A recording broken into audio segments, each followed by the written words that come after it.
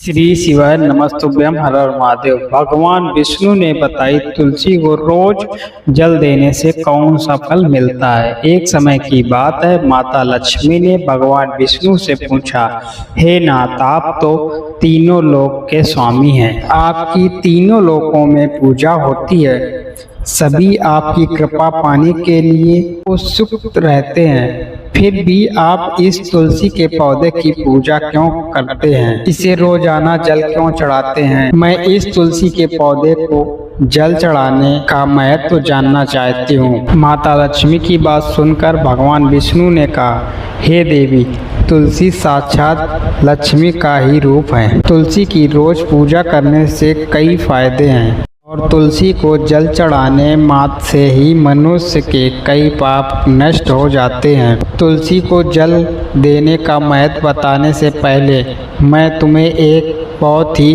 पवित्र कथा सुनाता हूँ।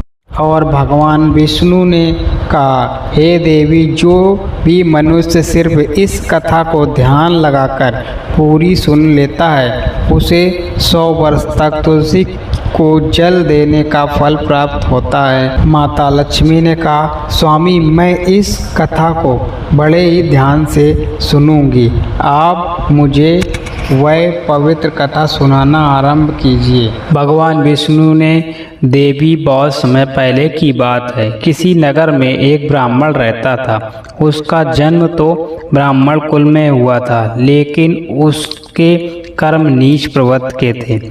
वह ब्राह्मण हमेशा ही झूठ बोलता था और गलत तरीके से पैसा कमाता था।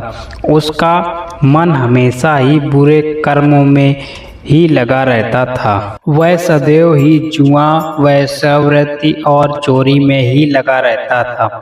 उसने अपने जीवन में कभी भी कोई पुण्य नहीं कमाया और शास्त्रों का ध्यान नहीं किया। ब्राह्मण होते हुए भी कभी पूजा पाठ नहीं की। सदैव ही उसका मन दूसरे के धन पर लगा रहता और वह दिन में जो भी धन कमाता उसे रात में जुए और वेश्यावृत्ति उड़ा दिया करता था। इस तरह वह ब्राह्मण अपने जीवन में पाप कमाने में ही गुजार रहा था। उसने अपने मुख से कभी भगवान का नाम भी नहीं लिया और ना ही कभी देवी देवताओं को पूजा की। इस प्रकार से पाप करते हुए उसे कई वर्ष बीत गए। फिर वह ब्राह्मण कुछ खरीदारी करने के लिए एक नगर में जा पहुंचा।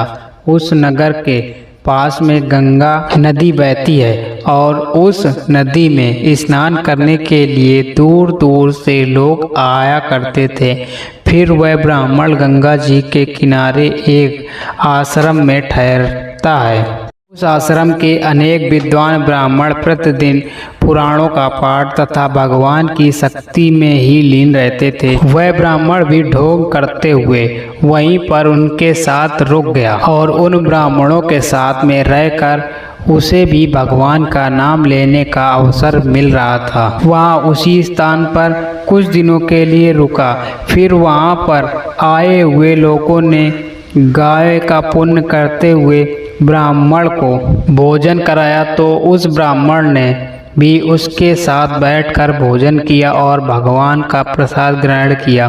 वहीं पर उस आश्रम में एक तुलसी का पौधा था। वह ब्राह्मण जाने अनजाने में उस तुलसी के पौधे में पानी डाल देता था। उसके मन में कोई विचार नहीं था कि वह क्या कर रहा है। वह प्रतिदिन सुबह उठकर बाल्टी में पानी लेकर तुलसी के पौधे में डालता था। उस ब्राह्मण का रोजाना ये नियम बन गया। फिर एक दिन की बात है, वह आश्रम में सोया हुआ था।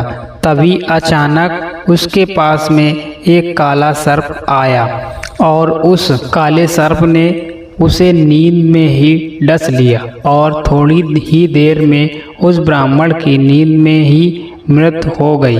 जब सुबह दूसरे ब्राह्मणों ने उससे इस अवस्था में देखा तो उन्हें उसके मुख में तुलसी पात्र और तुलसी का जल डाल दिया। फिर उस ब्राह्मणों को पता चला कि इसकी तो मौत हो चुकी है। तब वहाँ पर यमदूत आते हैं और उस ब्राह्मण को पकड़ कर यमलोक ले जाने लगते हैं। रास्ते में जाते हुए वह ब्राह्मण विलाप करने लगता है और यमदूत से कहने लगता है, हे यमदूतों, मुझे कहाँ ले जा रहे हो और मेरी मृत्यु किस कारण से हुई है। तब यमदूत कहने लगते हैं, हे ब्राह्मण, तुमने जन्म से लेकर मृत्यु तक बहुत ही पाप कार्य किए हैं। तुम्हारे पापों के कारण ही तुम्हें एक काले सर्प ने काटा और जिसकी वजह से तुम्हारी मौत हुई है। अब हम तुम्हें यमपुरी लेकर जा रहे हैं। वहाँ पर यमराज तुम्हारे पापों का कर्म का लेखा जोखा देखेंगे और सुनिश्चित ही तुम्हें घोर नरक में डाल देंगे। फिर वह ब्राह्मण फूट फूट कर रोने लगा और उन यमदूतों से माफ़ी मांगने लगा, किंतु यमदूतों को उस पर जरा सा भी दया नहीं आया। वो उसे मारते हुए यमलोक लेकर गए। जब यमदूत उस ब्राह्मण को लेकर यमराज के सामने उपस्थित हुए तो यमराज के पास बैठे हुए चित्रगुप्त ने उस ब्राह्मण के कर्मों का लेखा जोखा निकाला और यमराज से कहने लगे, हे धर्मराज, इस ब्राह्मण ने तो अपने पूरे जीवन भर पाप ही पाप किए हैं। इसने इसके जीवन में कभी पुण्य का काम नहीं किया है। यह तो घोर पापी है। इसे तो हमेशा के लिए नरक में ही डाल दिया जाए। फिर यमराज कहते हैं, हे यमदूतों, जीवन भर पाप करने वाले इस ब्राह्मण को उठाकर ले जाओ और इसे नरक में डाल दो। यमराज का आदेश मिलते ही वो यमदूत उस ब्राह्मण को लेकर नरक की ओर चल दिए। ब्राह्मण को पीटते हुए नरक में ले गए। वहां ले जाकर उसे खौलते हुए तेल की कढ़ाई में डाल दिया। तुरंत जैसे ही उस ब्राह्मण को खौलते हुए तेल की कढ़ाई में डाला तो वह तेल एकदम से ठंडा और शीतल हो गया। इस घटना को देखकर उस यमदूत को बड़ा ही आश्चर्य हुआ। ऐसा उसके साथ पहले कभी नहीं हुआ था। उस यमदूत ने कितने भी पापियों को उस तेल की कढ़ाई में डाला था और वो सभी खौलते हुए तेल में गिरते ही झटपटाने लगते थे, लेकिन जैसे ही वह ब्राह्मण गर्म तेल की कढ़ाई में गिरा तो वह तेल अचानक से शांत और शीतल हो गया।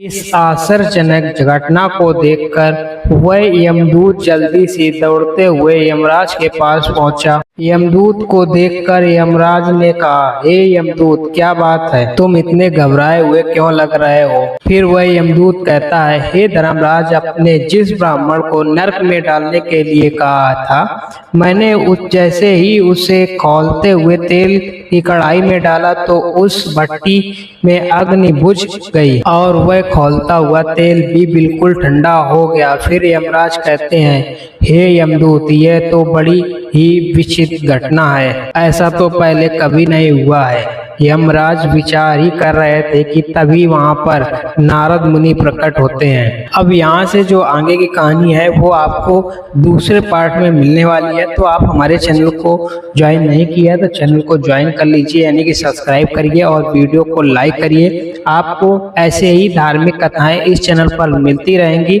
आगे की कहानी कंटिन्यू रखेंगे, आपको जल्द ही मिलेगा इसका दूसरा पार्ट। श्री शिवाय नमः शुभ्यम, हर हर महादेव।